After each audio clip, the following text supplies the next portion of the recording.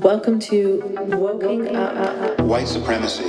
White supremacy is the fringe of the fringe. This is a mini-series brought to you by Polite Conversations. All of a sudden we can't talk about Neanderthal DNA anymore. Here I'll talk about my journey into and out of being a new atheist Sam Harris fan. In and of itself, that video is not evidence of racism. I'm your ex-Muslim host, Ina. No, not the right-wing kind. Thank you for tuning in. This is how the left will die.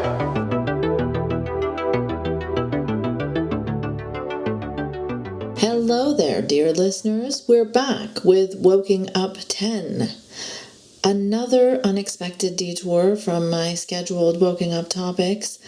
You know, before the tragic, horrific events of October 7th, I thought I was going to jump in for one sort of main closing episode of Woking Up and start wrapping things up with this miniseries. But it appears the podcast gods had other plans because Sam has been pumping out so much bullshit at such an incredible pace that I've been inundated with requests to cover it.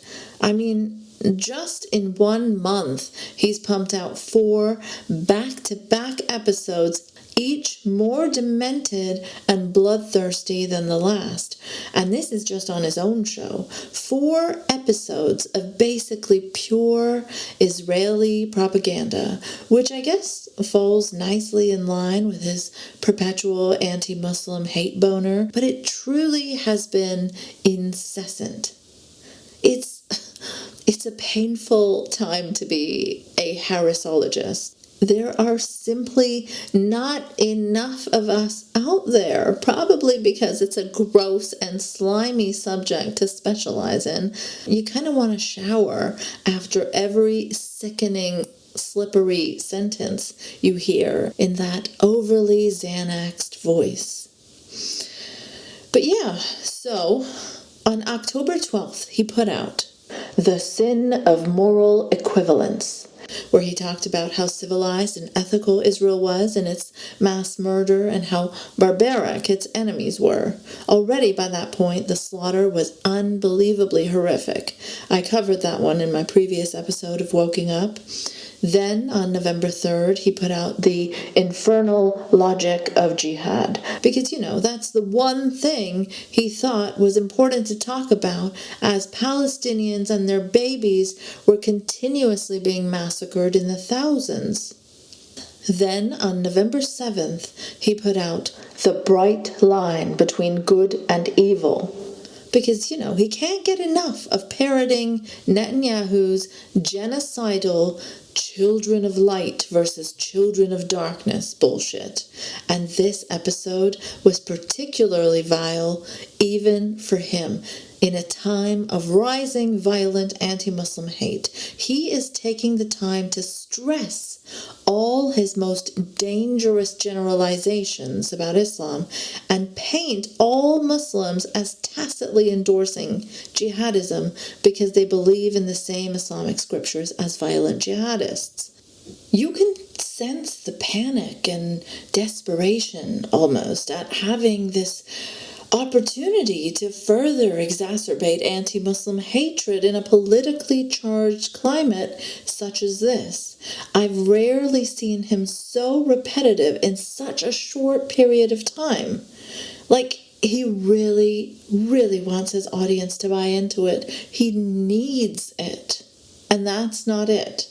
On November 16th, he put out Gaza and the Global Order, where he talked about the unraveling of the global order because, you know, everyone just won't fall in line and just accept what Israel is doing. And aside from all that, there's the 3-hour monstrosity we'll be covering, at least in part, today.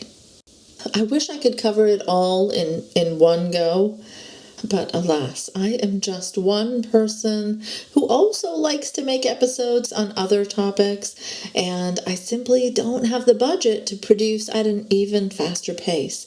You can, however, help with that. If you sign up via patreon.com/nice mangoes, you get early access to episodes, and on the premium tiers, you get even earlier access and some premium exclusives too, like my brand new miniseries on the global far right.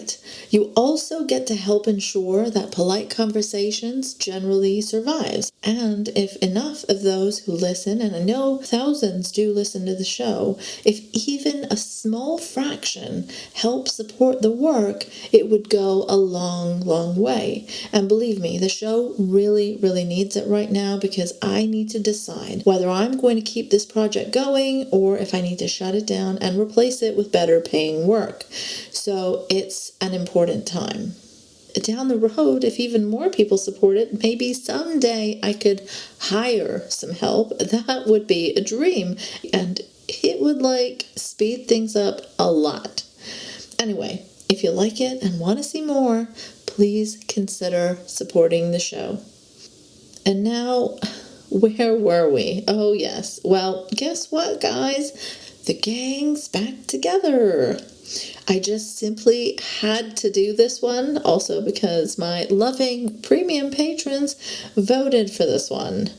Today you'll be hearing a bit of a two for the price of one. Eric Weinstein and Sam Harris got together again over on the very intelligently named and not at all teenage edgelord levels of embarrassing Triggernometry podcast. You get it? It's because the wokes are so easily triggered, and trigonometry is some intelligent sounding math thing, so you get to sound smart while making fun of the SJWs for being triggered. It's so brilliant, isn't it? Oh yeah. Okay, so today we'll be doing the IDW Pushes Israeli Propaganda edition of Woking Up. Look, it's no coincidence that their interest in skull shapes, birth rates, phrenology, Great Replacement conspiracy theories line up so nicely with the IDF's creepy-ass sperm retrieval unit and generally awful supremacist views. The first thing I want to mention is the audacity of the fucking thumbnail that went with this 2-part, 3-hour-long YouTube circle jerk. If you've seen it, you know what I'm talking about. If you want to take a look, I will link a tweet of the image in the show notes, but make sure you aren't mid-sip into a beverage or something, because that will not stay in place. For those who won't bother looking it up, understandably, let me just describe it. Though I think no description could quite capture the "I love the smell of my own farts" feel of this image, but let me try. Two incredibly smug, fairly close-up faces, Sam on the left and Eric on the right. Between them is an image of 2 flags, Palestine on the left side touching Sam's head, and Israel on the right touching Eric's head. Below the flags it says, "How do we," then in all caps, "solve this?" How do we solve this? Giving the impression that these 2 utter morons, still trapped in the phrenology era, have something of value to say on the topic that may even offer a solution to an issue as delicate and difficult as peace in the Middle East. And never mind the weirdness of the split between the Israeli and Palestinian flags in the thumbnail, with Eric on one side and Sam on the other, making it look as if they were arguing on opposite sides of the issue, and Sam happened to be on the pro-Palestinian side.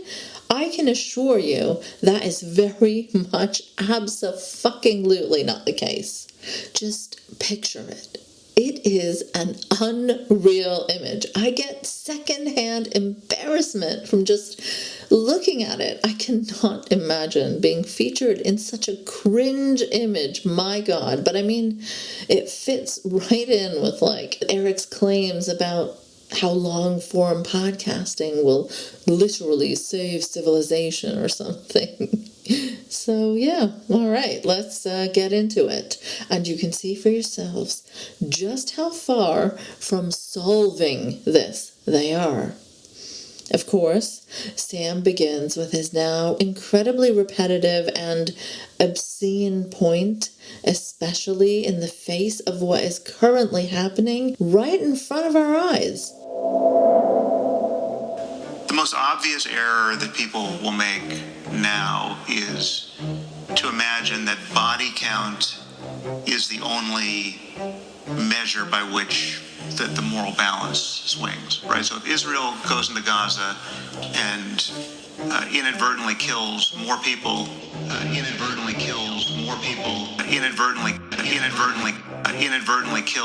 people than were killed on their side, they've done too much by definition. You hear that word inadvertently? It's sure doing a lot of work there, right? We can see just how inadvertent their targeting of journalists and their families is, of hospital upon hospital and refugee camps is.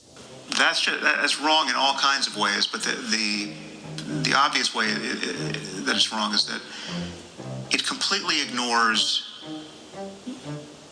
what people are actually attempting to achieve on both sides, what kind of world they're attempting to build, what their intentions actually are. You see, that is just insulting the intelligence of the listeners. Though, to be fair, I mean, what kind of people actually take these clowns seriously anymore, right? I briefly touched on this point in the previous Woking Up too. It's ludicrous. He thinks that this is still a valid excuse. This episode he's on was released on October 20th, 2023. If it was recorded a week before even, that was enough to see the kinds of indiscriminate bombing Israel was doing on innocent civilians, the kinds of eliminationist extreme rhetoric being spouted by Israeli officials. What kind of world does he expect people to believe Israel wants to build? To build with that happening right in front of us.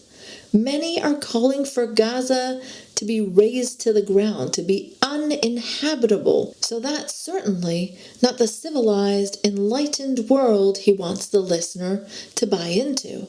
It's not the building of anything. It's depraved destruction. And more, as Israeli cruelty comes into the public consciousness, as more people are educating themselves about the kinds of horrors that Palestinians have endured for decades, this is a very silly, unbelievable position to take in the very face of the carnage we see before us. He thinks it's so easy to do this obviously biased moral calculation where on the one side, every murder of every Palestinian child is inadvertent. And on the other, even non-Hamas Palestinians revel in the destruction of Jews.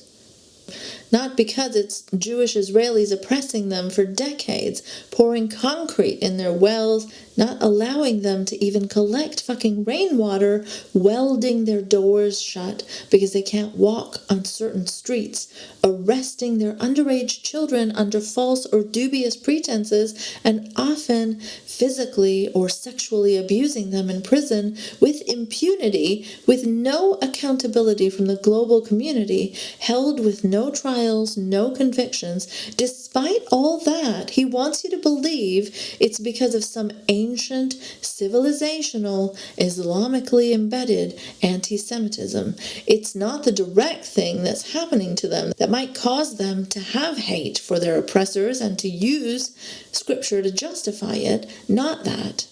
But the indirect, more abstract thing commanded from Allah. Because we all know Muslims are just religiously programmed robots who follow and memorize their scripture to a T. And don't pick and choose like any other modern day theist. And I'm not saying that justifies the broad anti-Semitism. I'm just saying that it's a different thing in this case entirely from the deep-rooted, scripturally embedded hate it's made out to be. It's also very interesting to me that as an OG new atheist who's supposed to have an interest in criticizing religion as a whole, there are so many ways that religion intersects here, with not just the Islam and jihad aspect, the Holy Land and the birthright aspect, the evangelical Christian Zionist aspect. There are so many important, interesting conversations one could have around those. But the one-dimensional, shallow-ass, intellectually incurious genius brain here has one line. Does he mention the unhinged evoking of Amalek by Netanyahu, a biblical call for killing every man, woman, and child?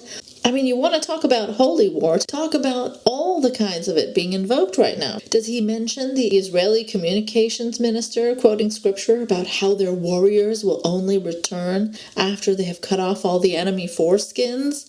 Totally normal fucking minister there, right? Not to mention, that guy should really look up what the Islamic practice around foreskin is.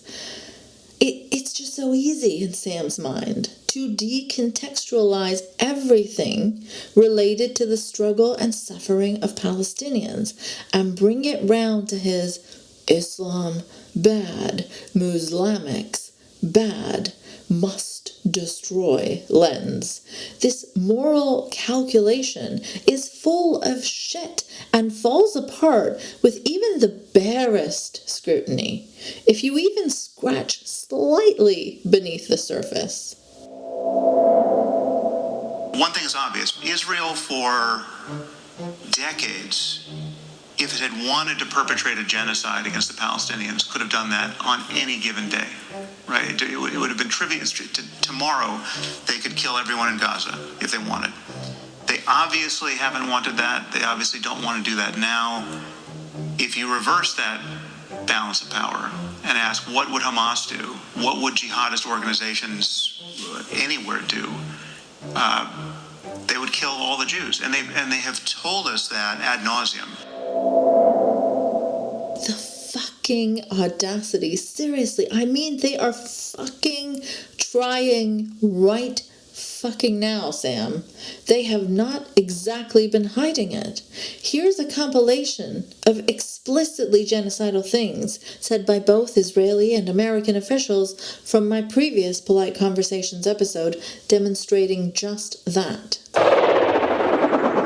The majority of people who were killed were Hamas terrorists. People are saying this number, 12,000 people were killed. Yes, the Hamas is an army of 40,000 people, and many of them were killed, and good riddance. This is an avalanche of human suffering that's 100% man-made. It is the worst humanitarian catastrophe I've experienced in my lifetime. Cabinet ministers like Yoav Gallant, the defense minister, who said Israel was fighting human animals and ordered a complete siege on the Gaza Strip. No electricity, no food, no fuel. Or Heritage Minister Amichai Eliyahu, who said blow up and flatten everything in the north of Gaza and give that land to Israeli settlers.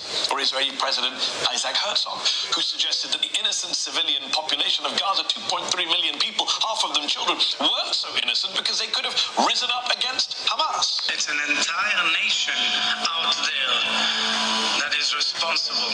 It's not true. This rhetoric about civilians not aware, not involved, is absolutely not true. Very puzzled by the constant concern which the world is showing for the Palestinian people and is actually showing for these horrible, inhuman animals.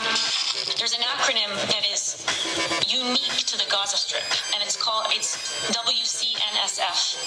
Wounded child, no surviving family. Children, and it is used not infrequently in the last 3 weeks. It was coined in the last three weeks. Members of Benjamin Netanyahu's governing party in the Israeli Knesset, like Rav Tal Gottlieb, who called for the use of a quote-unquote doomsday weapon to flatten Gaza without mercy. So serving and retired Israeli generals like Ghassan Alian, who also referred to animals in Gaza and said there will only be destruction. You wanted hell? You will get hell. Or Giora Island, who wrote that Israel needs to create a humanitarian crisis in Gaza, and Gaza will become a place where no human being can exist. We are at 10,000 dead Palestinians. How many will be enough? One of my colleagues just said all of them. Wow. One of my colleagues said all of them. I would encourage the other side to not so lightly throw around the idea of innocent Palestinian civilians, as is frequently said. I don't think we would so lightly throw around the term innocent Nazi civilians. Gaza's going to look like Tokyo and Berlin at the end of World War II when this is over. And if it doesn't look that way, Israel made a mistake. I don't even want to call it the Palestinian flag because they're not a state, they're a territory that's about to probably get eviscerated and go away here shortly, as we're going to turn that into a parking lot. That's what we've become in this state, where we don't care about innocent babies that don't even get the opportunity to blow out their first birthday candle. I don't think there's any way Israel can be expected to coexist or find some diplomatic off-ramp with these savages. It's targeting healthcare facilities, ambulances, churches, mosques, schools, refugee camps, densely populated refugee camps, wiping out entire families in a second, entire multi-generational extended families in a second. I don't see any other option. It's a terrible option, but it remains the only option. Like he really just wants to ignore all that. The founding charter of Hamas said that explicitly. It looked forward to a time where Quranic prophecy would be realized, when the earth itself would cry out against the Jews, where the rocks and the trees would say, "Oh Muslim, there's a Jew behind me, come kill him," right? So, as he talks about the founding charter of Hamas, and fuck Hamas, they are very clearly an Islamist terrorist organization that is cruel and indefensible, and very clearly doesn't even care about the well-being of its own people. But I think it's important to mention when we talk about the founding charter of Hamas that, and you don't have to believe them, but they did officially moderate their stance from that founding charter. It could have been for purely strategic reasons and to gain more political power. It likely was. I mean, whatever their reason was, according to the BBC in 2017. At a press conference in Doha, where he lives in exile, the Hamas leader, Khalid Mashal, also stressed a change in approach to the Jewish faith. Hamas believes our struggle is against the Zionist occupation, the Zionist enterprise. It's not a struggle against Jews or Judaism, he said. The indications are that Hamas wants to improve its international standing. It has dropped all references to the Muslim Brotherhood since Egypt and some Gulf Arab states decided to categorize the wider organization as a terrorist group. Whatever their motivations were, as bullshit as they were, because, yeah, they are very likely not dropping the anti-Semitism, but want to appear more respectable. It's still something that is worth mentioning in the context of all this if you truly want to understand the situation and the politics at play here. And it's also worth mentioning the original Likud charter. Likud as in the right-wing party that Netanyahu belongs to. So, the original charter states, a plan which relinquishes parts of Western Eretz Israel, undermines our right to the country, unavoidably leads to the establishment of a quote-unquote Palestinian state, jeopardizes the security of the Jewish population, endangers the existence of the state of Israel, and frustrates any prospect of peace. And also states, Judea and Samaria will not be handed to any foreign administration between the sea and the Jordan. There will only be Israeli sovereignty. So that's like the river and the sea chant, but not just for freedom. You see that, right? Only Israeli sovereignty. So it's basically bend the knee or prepare to get fucked. Those things are worth mentioning, I think, if you want to go beyond Islam. Bad. The later version of their charter was a little more vague, but you can see Likud's politics and politicians in action right now. So that the difference in intention, while people think intention is this abstraction, intention is the software that everyone is running. Intention is the best predictor of what people will do if they're given an opportunity to do it, right? If they have the power to do it, if they have the technology to do it. Yeah, Sam, what do you think the intention of the people in power in Israel is right now? What do you think the intention is of the IDF as they state their genocidal intent again and again and again? What difference is there except for a paper-thin guise of respectability that Israel has? Same genocidal intent, but a lot more power and backing to carry it out, and currently taking very violent actions to do just that. But please, do go on. What was it that you were saying about the difference in intent? What will a jihadist organization do if it gets nuclear weapons? What will a jihadist organization do if it gets, a viable bioweapon, right? We know the answers to these questions. These people have been telling us this for as long as I've been alive. Now, what was that he said about how concerning it would be if jihadists got a viable bioweapon? And it certainly would be. No denying that. That is a deranged, bloodthirsty ideology. But, here are some words from former IDF general who was also former head of the Israeli National Security Council, Giora Eiland, that he wrote in an unhinged newspaper column, which the Israeli finance minister also quote tweeted and said he agreed with every single word of.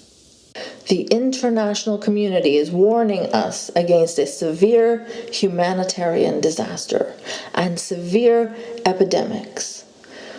We must not shy away from this. After all, severe epidemics in the south of Gaza will bring victory closer.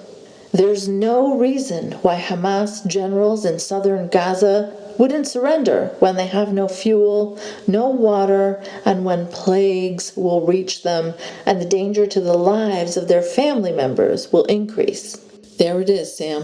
Genocidal rhetoric complete with a desire to intentionally bring about plagues and epidemics. Not exactly a bioweapon, but pretty fucking close. And remember, the South is where they told people to flee to, where it would be safe, and then they started bombing there. Here's a bit more from that column. But we must not, absolutely must not, adopt the American narrative that, quote-unquote, permits us to fight only Hamas fighters instead of doing the right thing to fight against the entire opposing system, because it is precisely its civil collapse that will bring the end of the war closer. When senior Israeli figures say in the media, it's either us or them, we should clarify the question of who is them.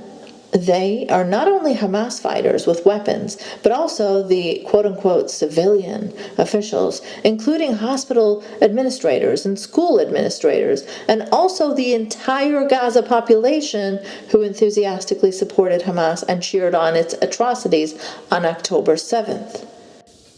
He also says, Israel is not fighting a terrorist organization, but against the state of Gaza.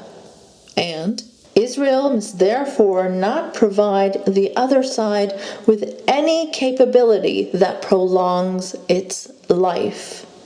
And who are the quote-unquote poor women of Gaza. They are all the mothers, sisters, or wives of Hamas murderers. It is so beyond fucked up to put that deranged rant in a newspaper. And when they say the entire Gaza population who enthusiastically supported Hamas and cheered on its atrocities, do you think they're going to check the opinions and actions of everyone in a certain building before they bomb it? Do you think the premature babies who suffered because their incubators couldn't run without power, do you think those are enthusiastic Hamas supporters? I mean, they aren't even hiding their intent. And here's this propagandist bootlicker, Sam Harris. Do tell us more about their noble intent and the kind of world they are trying to build as they are themselves publicly cheering on the collapse of the entire Palestinian population. Sam seems to genuinely think it's very commendable that, in his view, Israel hasn't done a full-scale genocide till now. Some sort of indicator of how civilized they are, even. I think it's perfectly reasonable to expect better from and hold to a higher moral standard a supposedly civilized liberal democracy than a group of jihadist terrorists, because they're terrorists.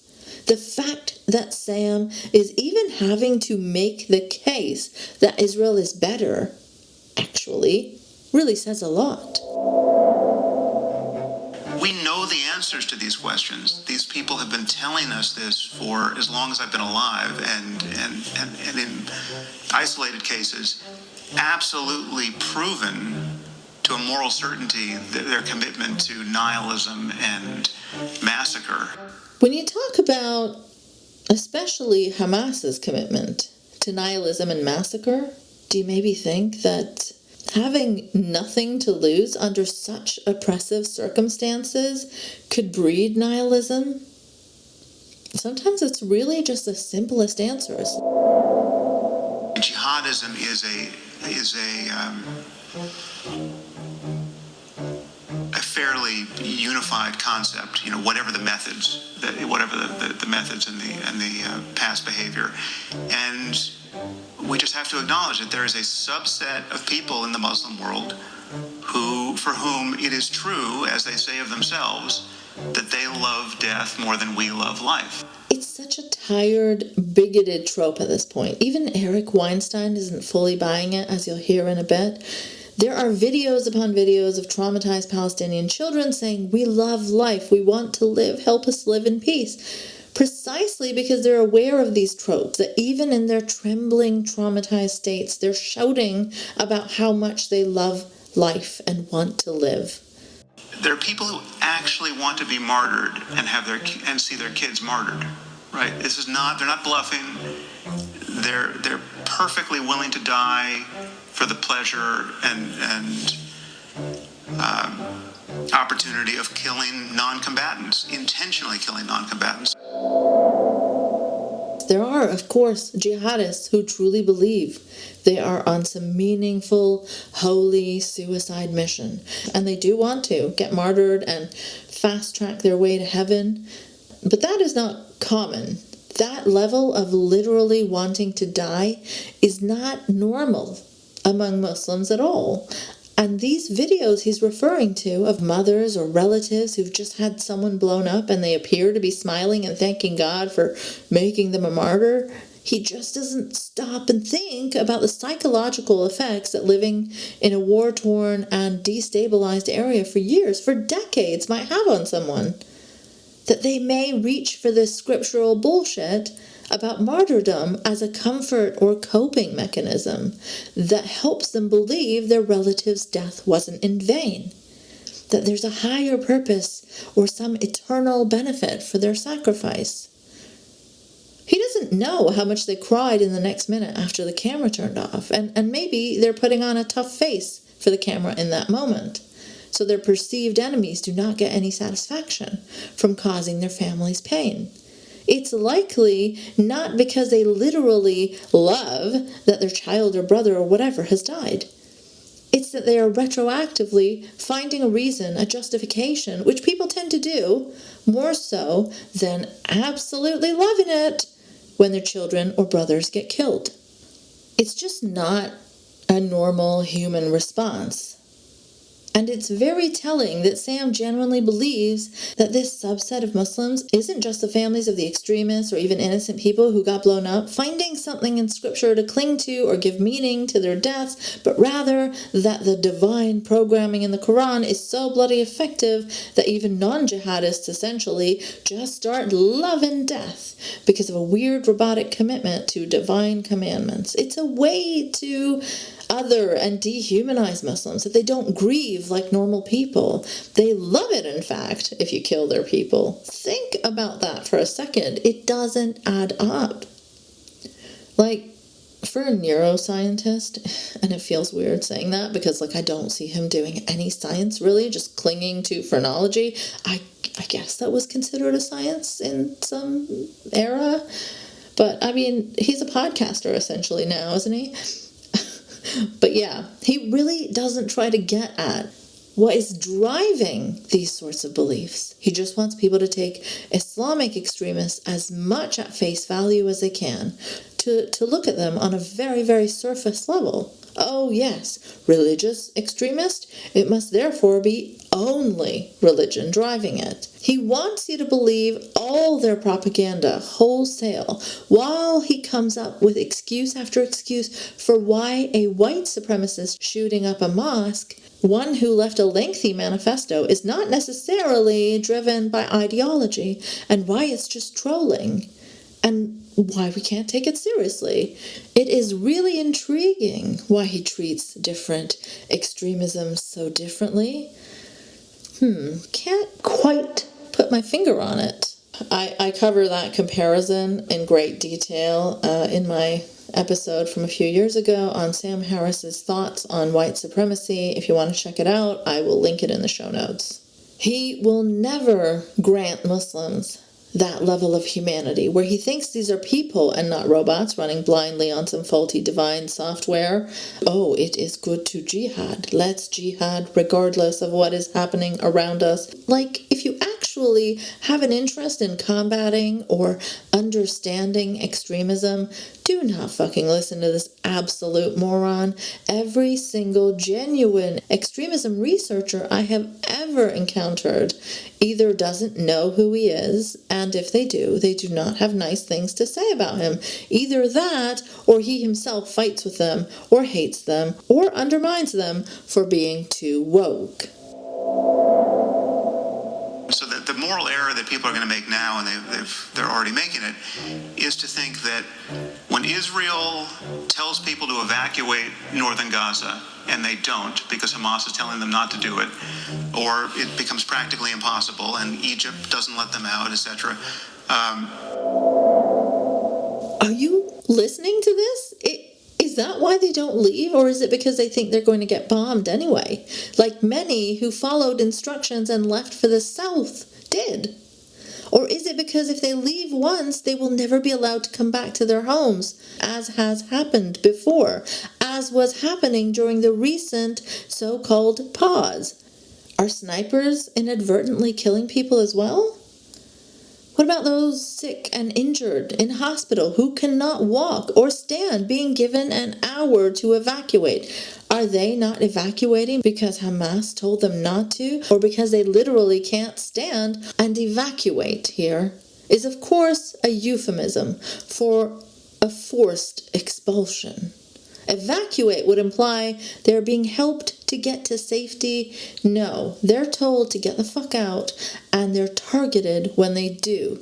The only moral error I see here is how blindly Sam pushes this Israeli propaganda. And they drop bombs targeting Hamas installations that have been purposefully put next to civilian areas that will cause carnage when Israel bombs them, like hospitals and schools and mosques. When Israel bombs those targets and kids die, which is obviously horrible.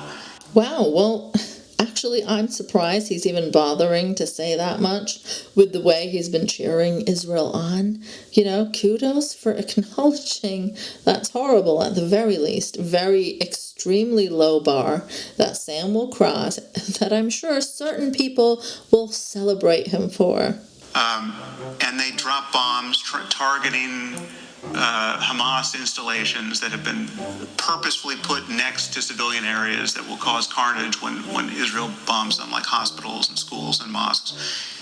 When Israel bombs those targets and kids die, which is obviously horrible, that is the same thing as Hamas jihadists coming in under cover of rocket fire at dawn and murdering babies in their cribs. It's not the same thing. What? You don't think the IDF has bombed and murdered sleeping Palestinian babies in their cribs? It's not the same thing, and body count doesn't resolve that disparity. Agreed. Yeah, the only thing that would resolve that disparity would be if the IDF all converted to Islam and the ones doing the bombings said they were doing it because of Islam. That would be the only narrow situation that Sam would accept that would resolve that disparity, because bottom line, Islam, bad. It doesn't matter if Israel purposely, not accidentally, not inadvertently bombs children, with officials explicitly cheering on and stating their genocidal intent time and time again. When they tell you who they are, believe them doesn't seem to apply here in this case. It doesn't matter if they end up killing 500 Palestinian children per child that Hamas no doubt cruelly killed. Whatever calculation Sam is doing will always tip in favor of Israel, because he has simply decided they are civilized and ethical no matter what they do. Knowing that it's impossible not to kill some innocent people when you're trying to fight militants in a crowded city, right? As especially when those militants, based on their own completely deranged moral worldview, are committed to using their own people as human shields. Is he seriously still buying that and pushing that after the indiscriminate bombing we've seen, after we've heard officials say they want the whole place razed to the ground? Is all of Gaza behind one giant human shield or something? You think I'm making a very silly point here, exaggerating or something on purpose to stress something. But he pretty much actually believes this. Here's a clip from his Bright Line Between Good and Evil episode. Just the most ridiculous thing. But if a siege of this sort were possible, it would have obvious advantages. It would signal a clear commitment to not harming innocent civilians, though some would inevitably be harmed, because Hamas is using their entire society as human shields. Because Hamas is using their entire society as human shields. Their entire society. And there's no question that some not-so-innocent civilians would arrive at humanitarian checkpoints as suicide bombers. Entire society. Did you hear that? Entire society. It's ridiculous. Pure stupidity. So I guess that makes the entire society fair game to bomb then? It wasn't Israel's fault. It was Hamas. They used the entire society as one giant human shield. So, of course, genociding the entire society is inadvertent under those circumstances. What could they do? Human shields. All of them. All of them. And, of course, no mention of the fact that the IDF has been seen repeatedly using Palestinian children as human shields. Like literally standing behind them.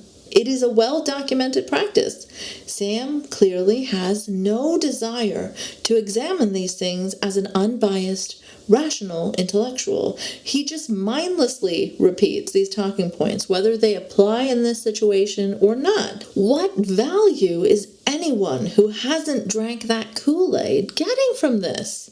Here's an excerpt from Israeli human rights organization B'Tselem. Since the beginning of the occupation in 1967, Israeli security forces have repeatedly used Palestinians in the West Bank and in the Gaza Strip as human shields, ordering them to perform military tasks that risked their lives. As part of this policy, soldiers have ordered Palestinian civilians to remove suspicious objects from roads, to tell people to come out of their homes so the military can arrest them, to stand in front of soldiers while the latter shoot from behind them.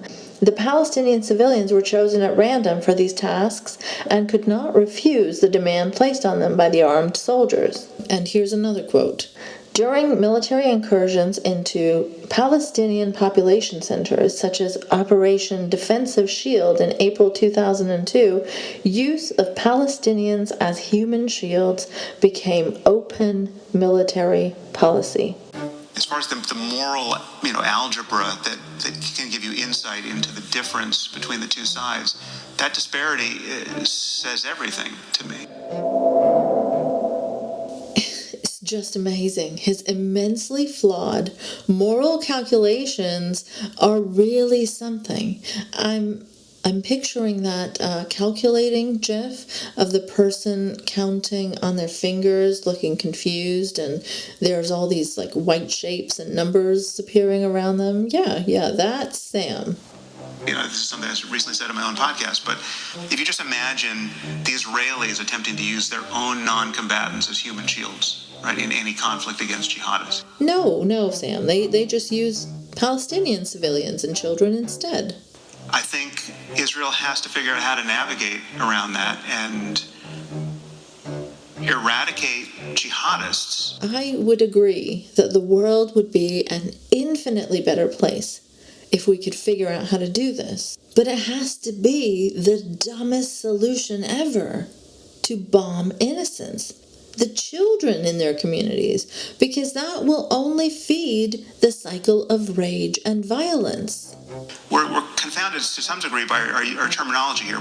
We keep talking about terrorists, and we had a war on terror for a quarter of a century now. Terrorism is a tactic. Terrorism is not the thing we're fighting. We're fighting jihad. What's the difference, Sam? Explain to people what the difference is. Well, jihadism is the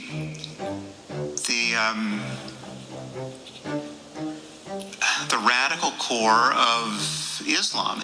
The radical core of Islam. It is this principle of holy war that can be justified in various contexts. Ah, yes, there it is. That evoking of the barbarism of Islam. Always wanting to go back to Islam in general. Plant the seed that the problem is not extremism. It's not terrorism. It's Islam. He can't go 10 minutes without it.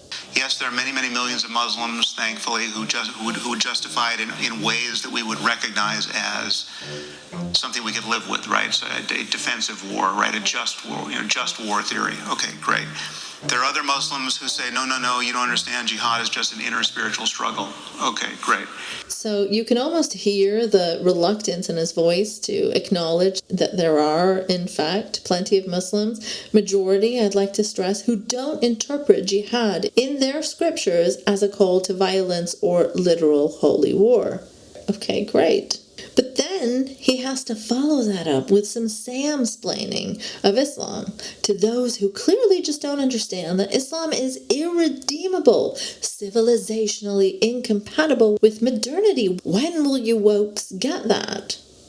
Where then does that leave all the Muslims who don't interpret it in this way? Here's another clip from his The Bright Line Between Good and Evil podcast, where he basically says where it leaves them and how dangerous even those are, because they can change.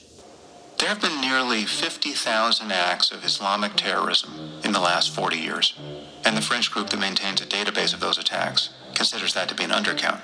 90% of them have occurred in Muslim countries. Most have nothing to do with Israel or the Jews. There have been 82 attacks in France, and over 2,000 in Pakistan during that period. You want France to be more like Pakistan? You just need more jihadists. You just need more people susceptible to becoming jihadists, which is a transformation that can happen very quickly, just as quickly as new beliefs can take root in a person's mind. You just need a wider Muslim community that doesn't condemn jihadism, but tacitly admits that the theology that inspires it will be true and perfect until the end of the world. It's really something, right? It's like the ultimate Martin Bailey. He starts off saying something reasonable sounding, terrorism bad, jihadism bad, totally. Everyone's on board, and then he switches it but we gotta watch out for those Muslims, because they all ultimately believe in that stuff. Anyway, back to this Eric and Sam episode.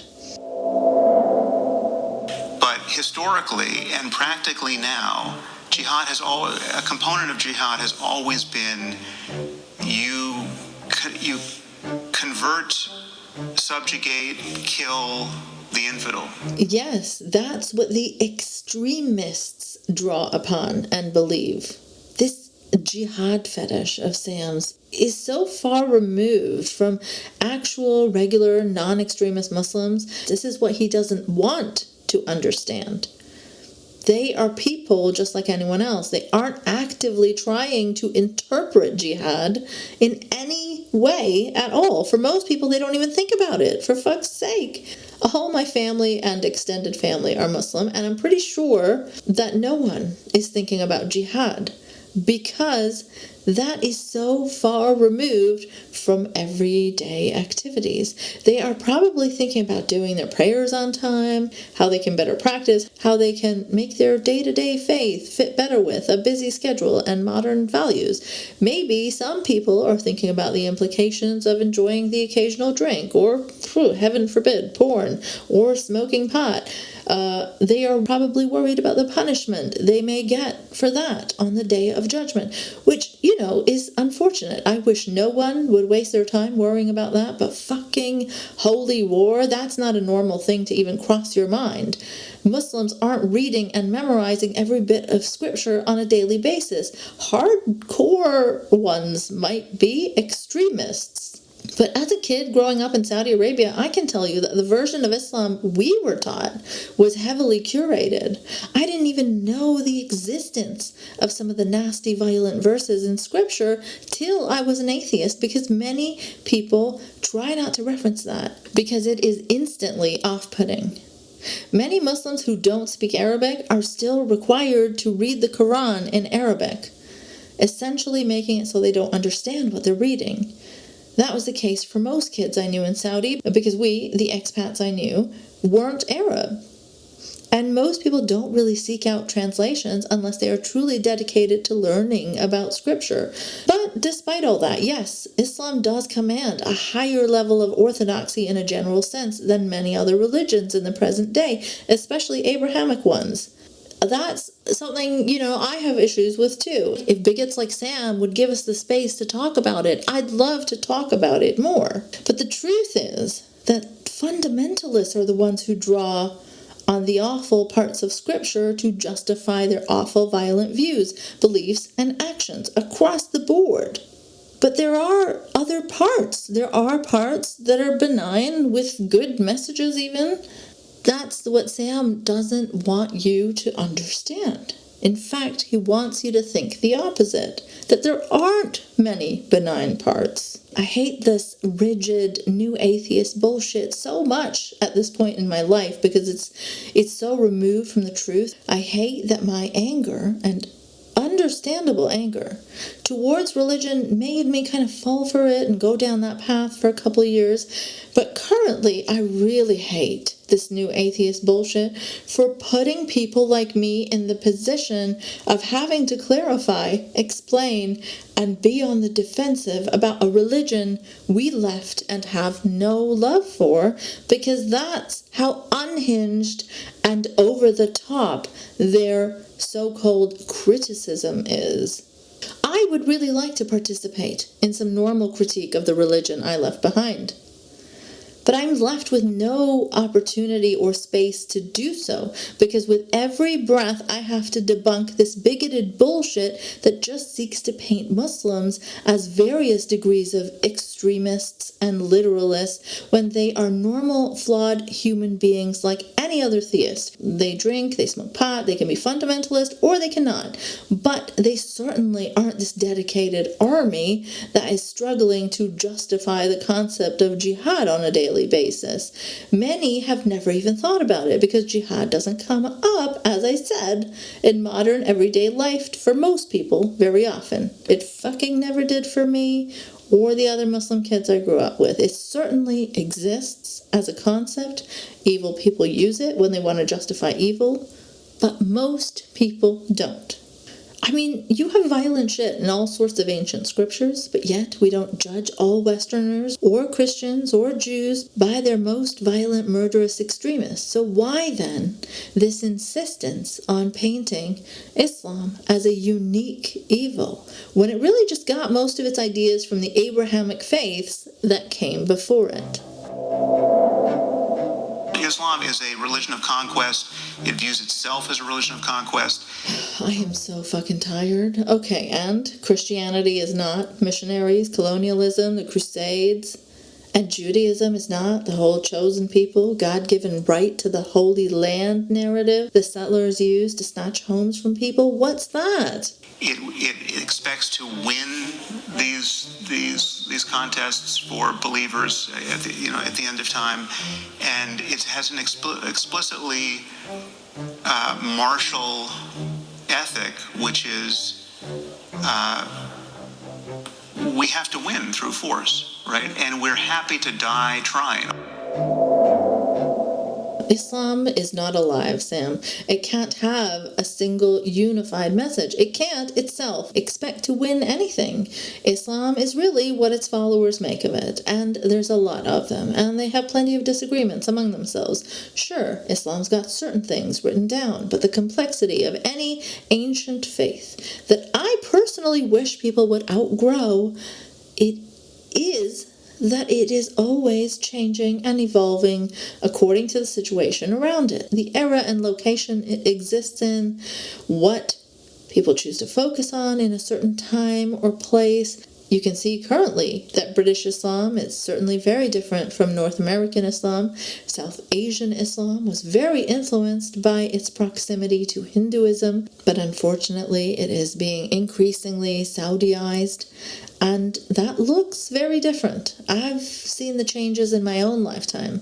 People have started dressing differently, speaking and pronouncing things differently. So as much as Sam would like to paint it as such, Islam is not a monolith. I hate so much being the messenger on this side of things. It puts me in a personally uncomfortable position to have to be on the defensive about Islam being misrepresented. But with fascism and anti-Muslim hate crimes that come for people like me and my family, I have to make the responsible choice and counter people like Sam, hoping someday there will be space in the West for people like me who abhor racism and anti-Muslim bigotry, but would also like to voice our concerns with the religion we left behind. The current ex-Muslim movement has done nothing to help create that space. It has, in fact, just been empowered by and benefited from being the mouthpiece of bigots like Sam. We're happy to throw our bodies and the bodies of our children into this because this life is a total illusion. It has absolutely no value. This is just a anteroom on the thresholds of either heaven or hell, and the only thing that matters is where you go after you die, right? And only the true believers go to paradise. He's still talking about Islam here. Remember, not extremists or fundamentalists. He's talking about Islam as a whole being a religion of conquest. He's taking what extremist jihadists use to justify their violence and extrapolating that onto the whole religion. And if you know anything about theists, they aren't always unified in their understandings or interpretations. And you have to be a very specific kind of extremist to be sacrificing your own children like that. And to paint it as something that is a natural conclusion of following Islam is just, as I said before, another method of dehumanizing Muslims. It's so clear, especially given that he won't really engage with what Hamas's very clear political goals are even. They aren't doing this violence just because they read in scripture that they should kill Jews and that will send them to heaven. That's just not reality. They have clearly stated goals. They see themselves as fighting for the liberation of Palestine. Whether one agrees or not, that's just how they see themselves. They see the Israelis as the aggressors and oppressors. You don't have to agree with their perspective to at least acknowledge that is their perspective. They are not on a blind holy war to just get to heaven. It's so stupid and vapid to describe it that way. They are, through these horrendous, sick methods, trying to achieve some specific goals related to their region and their freedom. It's impossible to make a moral error when you're a jihadist, right? If you die, it's good. If your family dies, it's good. If the infidel dies, it's good. This is a death cult. And we have been lying to ourselves, in the secular West, that there's some other logic, some other variable that explains this behavior. It's economics, it's politics. These are. I think most people, including most regular moderate Muslims, would agree that jihadism is a death cult. It impacts Muslim countries much more often. Its goal and purpose is killing and death. It's certainly there in the scriptures if they want to justify it like that. It's there for the taking, but most people adhering to those same scriptures don't take that message. And it is getting rather ridiculous that even years later, Sam still insists there are no other factors at play here other than religion, especially in an obvious case like Hamas, the direct result of decades of severe barbaric oppression.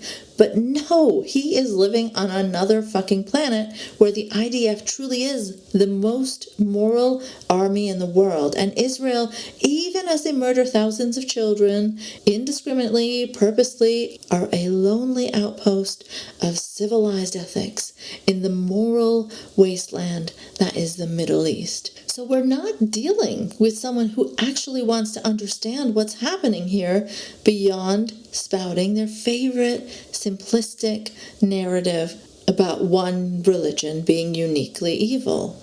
The assumption is that when you see people behaving in this extraordinarily destructive and psychopathic way, they must have been pushed there by some awful treatment that would explain it, right? This must be ordinary human rational behavior in extremis, right? These people have been so tortured by the occupation, by the apartheid state of Israel, by the open-air prison of Gaza. I mean, these phrases that are now used reflexively in the media.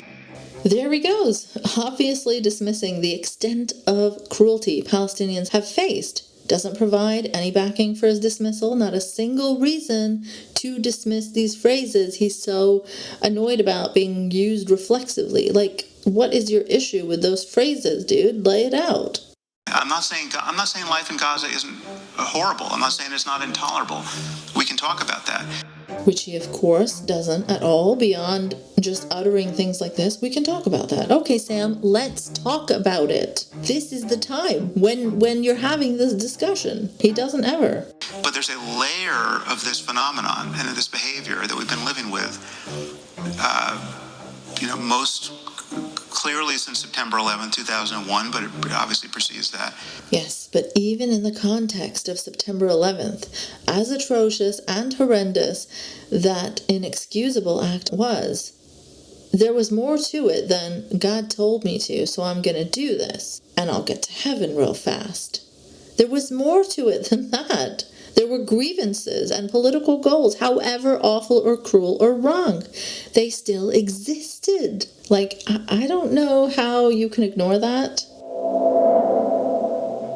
Which is explained only by the religious ideology. Which is explained only by the religious ideology. Only by the religious ideology. Only by the religious ideology. Which is explained only by the religious ideology, right? When people are doing the unthinkable,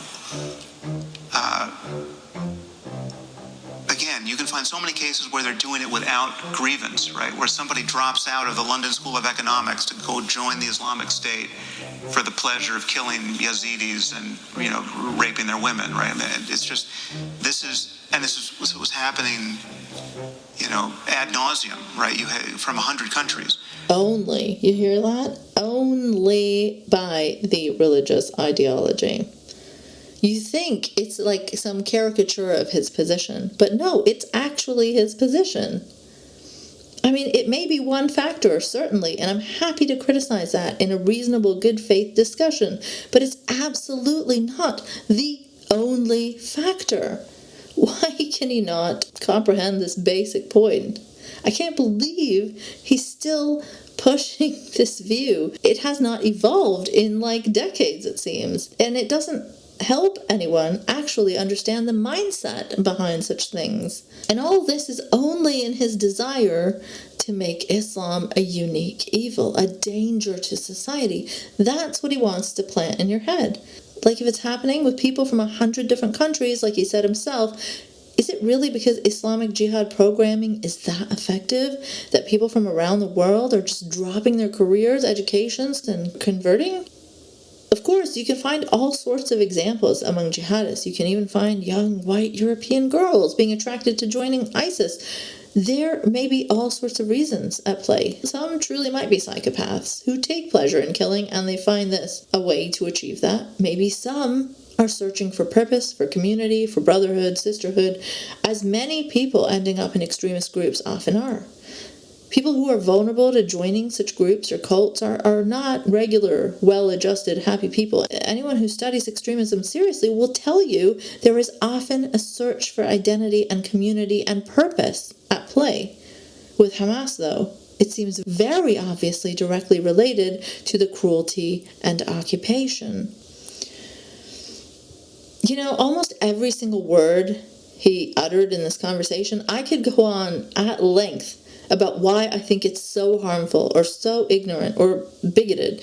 One of the harder parts of putting this episode together was actually trying to narrow down what quotes to focus on, because all of it is such utter BS. And with all his talk of death cults, I mean, it is worth mentioning just how depraved and gleeful the IDF seem when blowing people up.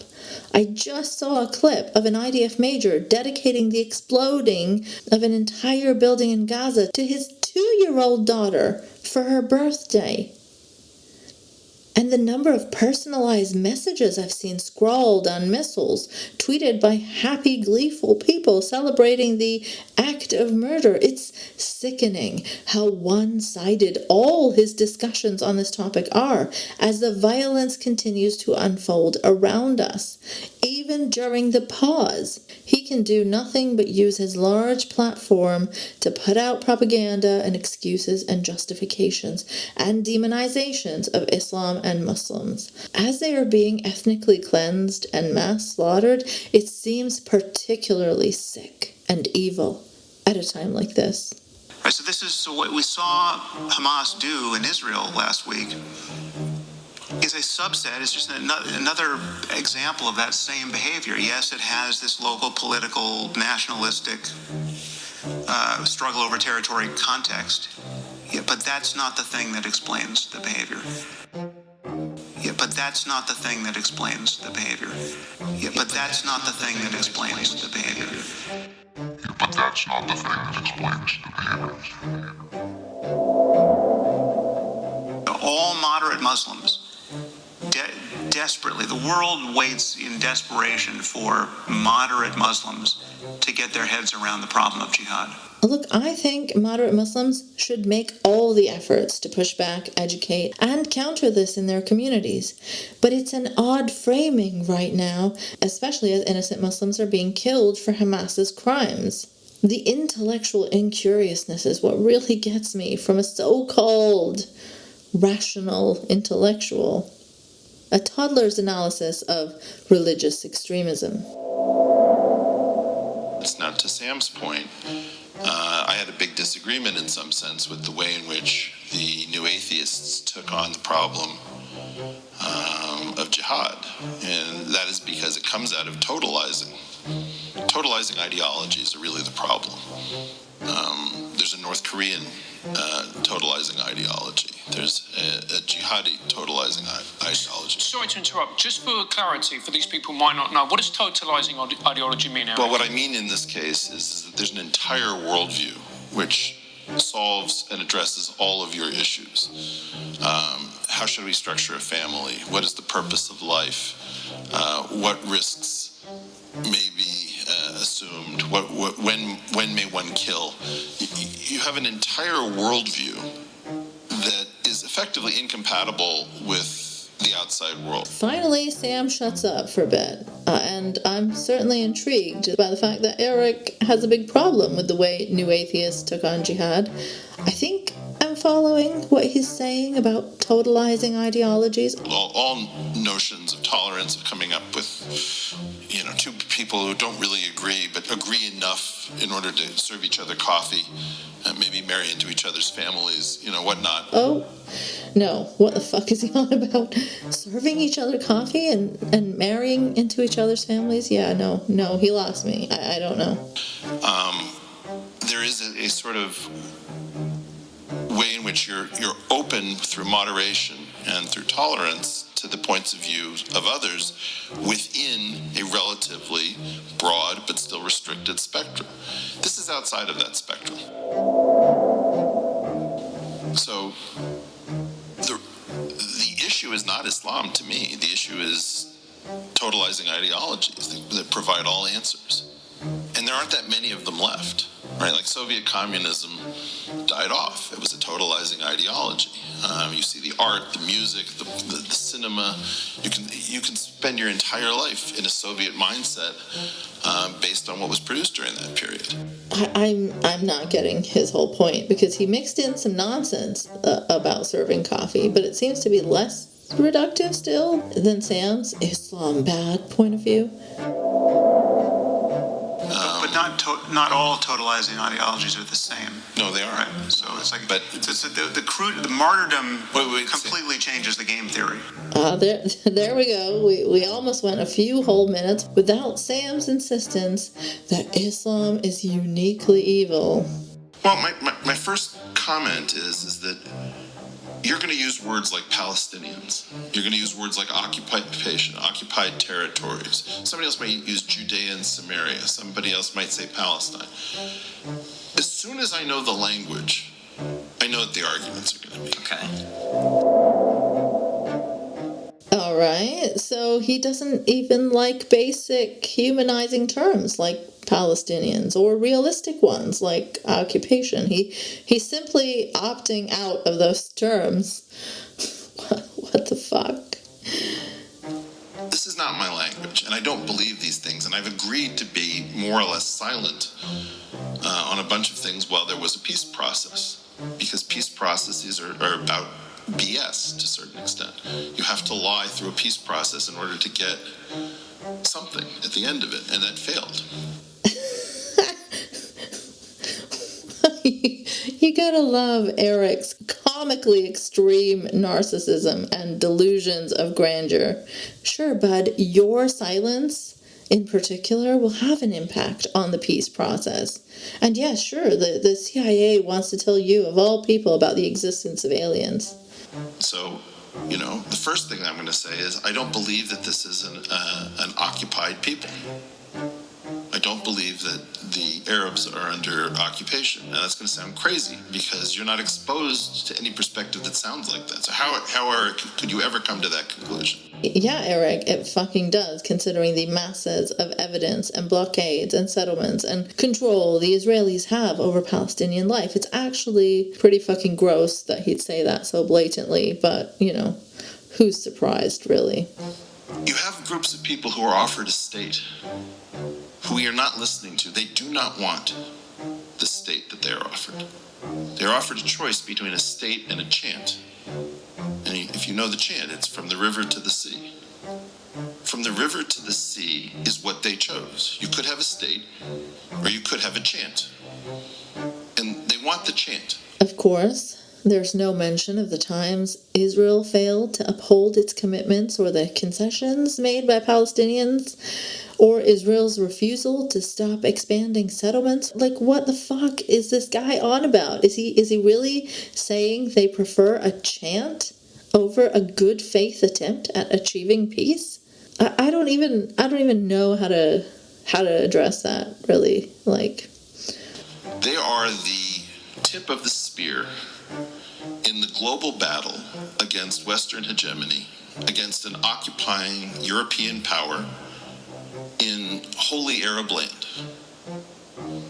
And they're not going to give up on that as a collective political entity for a relatively modest, prosperous state trading with the occupier, with joint economics, joint fate. That's very troubling to us because we have this idea, why wouldn't you want a state? You could have a state, you could be prosperous, you could send your kids to Purdue, Again, what the fuck is he on about? Much like his 25-tweet thread with different pictures of faucets, he's not making it easy to decipher, like, what he means over here.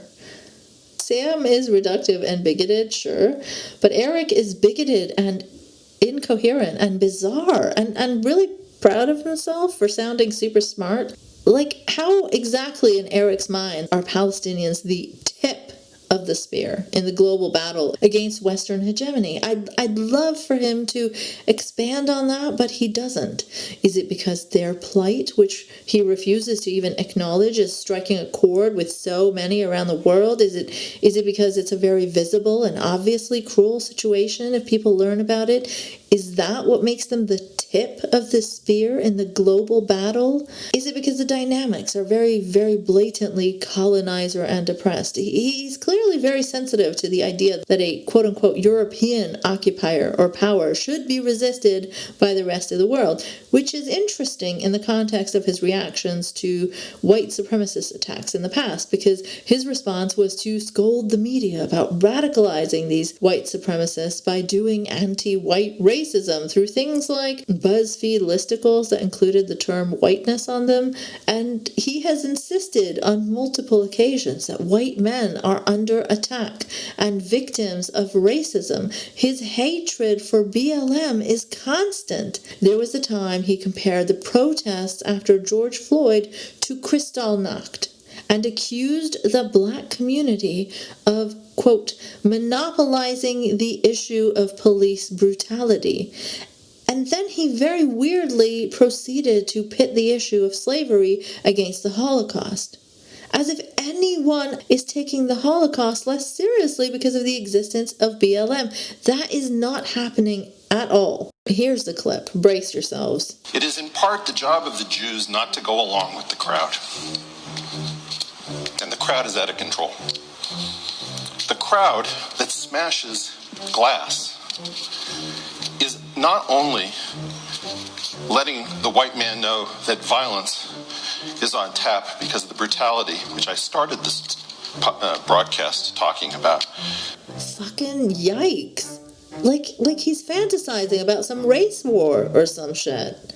Because of the brutality, which I started this broadcast talking about, has to be addressed. That broken glass sounds like Kristallnacht to every goddamn Jew in the world. And the violence of the state I should point out that you would think that 100% of the people lynched in the United States were black. The overwhelming number, 75% around, were black.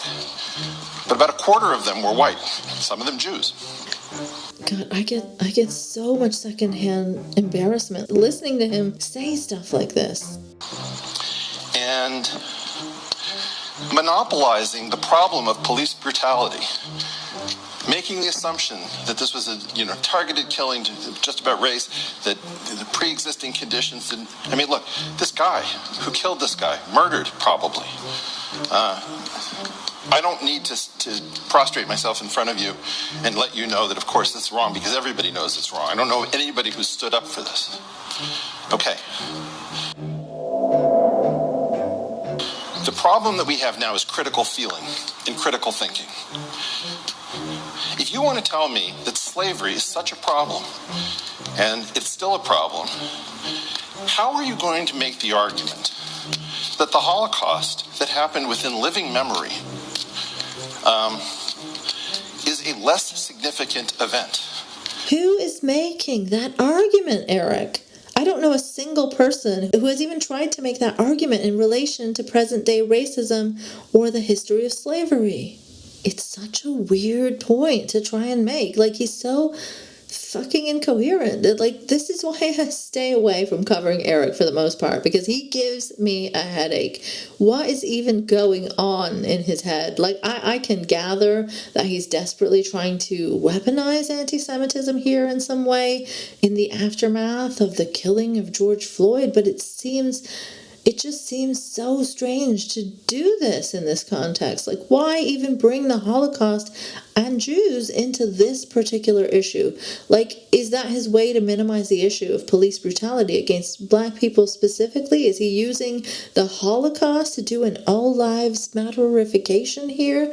That would be such a gross thing to try and do, and an insult to the gravity of both issues. It's absurd. What is he doing? To defund the police is to put other communities at risk. And quite honestly, you're not the whole story. I don't even think this is mostly happening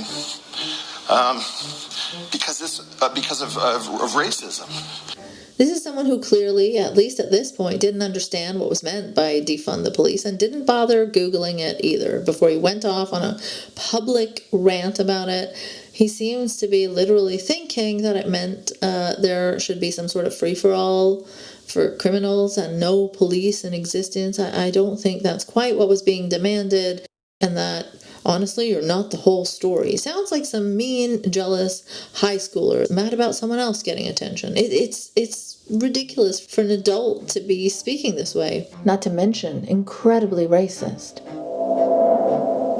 But anyway, enough of the flashback of shitty, bigoted, narcissistic Eric from 2020. Now let's start wrapping up with more of shitty, bigoted Eric from 2023. If you think about motherhood, you don't think about Munchausen by proxy, right? What do you do when you have a mother who comes to the hospital with a child who's continuously getting sick, and getting harmed, You have to ask, well, is it possible that the mother is harming the child? So you're about to see tiny children pulled out of rubble in northern Gaza. You're going to see it ad nauseum. You're going to see people rushing to the hospital. You're going to see mothers wailing. See, here, it just seems to me like he's normalizing what's going to happen, what is happening. He's just managing expectations. Like, yeah, that's what you're going to see. It's not Israel's fault, though. Again, this was released October 20th. You were definitely seeing enough of that already. So he's just excusing it and setting the tone for it to continue. Beyond vile. I don't know how these absolute ghouls sleep at night, honestly. The level of callousness it takes to just prepare your audience to see more of that. I just can't imagine. So we can talk about the whole thing about the martyrdom and how everybody prays that their family will be martyred. And you know what? Sometimes it's true. Sometimes you see on camera somebody saying, thank God they took my son, blah, blah, blah. But those are actually much more complicated things. Sometimes you turn the camera off and the person is crying because they know what they're supposed to say and they know what they're actually feeling. So my problem with this is that this is so much more complicated than the discussion we're pre-programmed to have that is guaranteed to fail. What's interesting to me is that he has moments of lucidity, seemingly, where he recognizes humans, even Muslim ones, are not as one-dimensional as Sam Harris likes to portray. Like he's seeming to get the psychology of putting on a brave face for the camera and not letting your enemies get satisfaction out of killing your loved ones. He seems to understand that this is not about people literally loving death all around them. But then he takes it to some other absurd as fuck place. Of course, in a way that only Eric could. The richness of this problem, where Hamas is effectively the mother in a Munchausen by proxy situation. What the fuck? What? Munchausen syndrome by proxy is the old term for a form of abuse where a person either fakes or produces symptoms in someone else, usually their child. Like, what has that got to do with anything here? Where is he going with this? Is this his roundabout way of pushing the gross and by now very thoroughly debunked Pallywood conspiracy theory that alleges Palestinians are just faking their deaths and injuries for sympathy? Is this his way to sound smarter than the average hateful conspiracy theorist while he pushes the same shit? Because come on. On one hand, he's admitting we're going to be seeing more children being pulled out of the rubble, but on the other hand... Apologies for my terrible flu voice. God, I sound awful. But I just wanted to pop in here because I was listening back to it and I thought I needed to clarify that yes, Munchausen syndrome by proxy can in fact involve either faking symptoms or causing them. Regardless though, especially with the horrendous Pallywood narrative in existence and being floated currently, it's easily misinterpreted what Eric is trying to say here, and of course in true Eric fashion, not entirely clear what his point even is. Like, yeah, he's trying to blame Hamas for whatever harm comes to the innocent people of Palestine and fully exonerate Israel. But this is just such a strange way to go about doing it.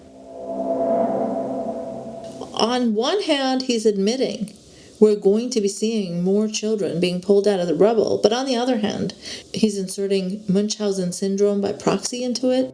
Where Hamas is effectively the mother in a Munchausen by proxy situation, right? And the children, you're damn straight you're going to be pulling babies out of that rubble because that's what Hamas wants. And Israel cannot figure out how to extricate herself from this dance of death. And Israel cannot figure out how to extricate herself from this dance of death. You see, that is that classic abuser line. Like, look what you made me do. Kill thousands of babies. Poor Israel, who's trapped in a dance of death. Is that why they rejected multiple deals for the hostages before reaching the current one? Is that why they weren't listening to the concerned families of the hostages, begging them to stop indiscriminately bombing an area where their loved ones were being held? Also interesting to note the weird, archaic, fashy almost, feminine personification of Israel here.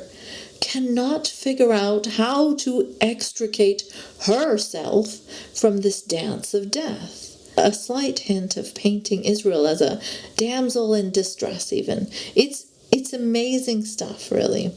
I don't think I've seen any country do this much blatant killing of innocent civilians and then pose as the victim in this situation, you know? And its apologists really just repeat that stuff with so much dedication. I cannot even begin to put myself in the place of trying to make excuses for Saudi Arabia's horrendous human rights violations, especially through painting it as some sort of victim. It just blows my mind.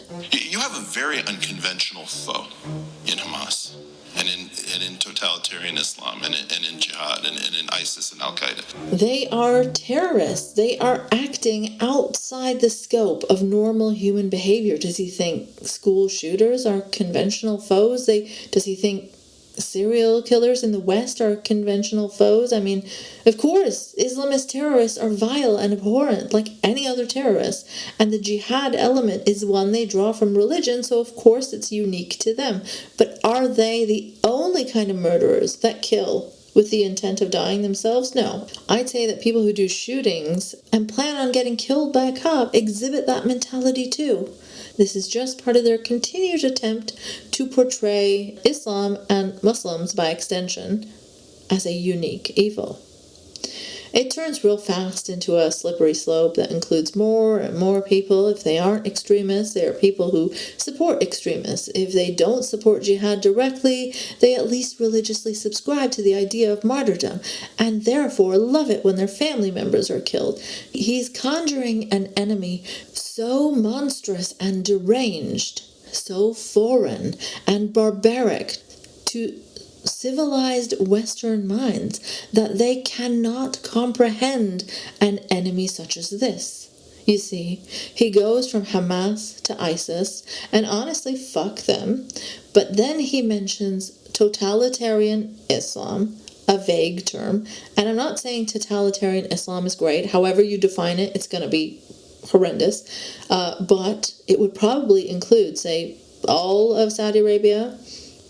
You could argue many Arabic countries, Pakistan, some Orientalist bomber's wet dream. Now, I lived in both Saudi and Pakistan, and I spent every moment I could speaking as vocally as I could, keeping my safety in mind, in opposition to such totalitarian Islam. And there were thousands of people just like me, I'm sure, who oppose it, some safe enough to speak and others not. But from the outside, justifications like this are threatening to include all of us. It's like, on a smaller scale, when people say awful things about it being good if Texas suffers the consequences of its politics or whatever, because it's a conservative state, they deserve it. It's like, no, there's lots of different kinds of people there. And when you make these broad statements, you're including people that are marginalized in those situations and marginalizing them even further. Trying to single out Islam as a unique foe, especially in these times, just seems very dangerous to me. And for some reason, mainstream media refuses to show us the images that they showed us during the Vietnam War through mainstream outlets. If you saw what I've seen,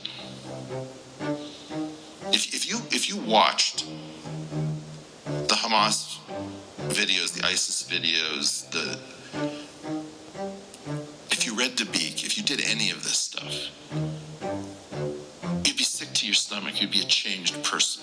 And we don't have that. I remember the night my parents turned off the TV during the Vietnam War. So one of my earliest memories, I believe it was GI's heads on pikes carried by the Viet Cong. You're watching American severed heads on sticks. If you think about all the Pulitzer Prize winning photographs from the Vietnam era, right, you're watching a monk burned to death. You're watching a street execution, right to the head. You're watching naked children with their clothes burned off from napalm. You didn't see Falling Man. The most famous picture from 9/11 was basically not shown in the United States. There is this layer that is determined to push a fiction to us. Like, what the fuck is he asking for here? That mainstream media show full-on ISIS beheadings and print ISIS propaganda magazines? Why the fuck? They don't do it not because they're in some secret alliance with the Muslims to minimize the horrors of Islamic terrorists. It's because they generally don't show that level of violence anymore. Do they show the live streams of white nationalists shooting up mosques? No, they don't. And I, for one, don't think they should be showing extremist violence on mainstream TV. Even Eric's own parents had the sense to turn off the TV decades ago, as he said. Was that because of wokeness? No, they didn't want to scar their child, and that's a good thing. You didn't see Falling Man. The most famous picture from 9/11 was basically not shown in the United States. There is this layer that is determined to push a fiction to us, which is a transparent fiction about the general nature of Islam. The general nature of Islam. The general nature of Islam. You see, there it is. It starts with jihadism and goes into the general nature of Islam, which of course paints all Muslims as complicit in the crimes of their religion's extremists, which is just so cruel and dangerous and unhinged in a time where there is a large-scale campaign to dehumanize and slaughter Muslims currently ongoing in Israel. Anyway, folks, that's about all I can manage for today. We are only 30 minutes into this 3-hour orgy of ignorance and stupidity. So if you enjoyed this, do let me know. And I can continue going through their conversation in the next episode. Maybe it'll be a 2-parter or even a 3-parter. So yeah, share your thoughts on the episode so I can use them to craft the next one. Thanks to the wonderful patrons who help make these special miniseries happen. If you aren't one yet, please consider supporting the show to help keep it going. I cannot do this without you, really. And what we've done is we've come up with this childlike concept of an oppressed people and a religion of peace, and all of this stuff is unworkable. And it's all mind control and it's all propaganda. And what my feeling is, again, is I don't want to start the conversation from where I think you guys want to start it from. I want to start from the fact that none of us are prepared to have this conversation. Thanks for listening to Woking Up. You can support this show by sharing it or via patreon.com/nice mangoes. No Ian Mangoes. And a special thanks to Intellectual Darkwave for helping out on the musical front.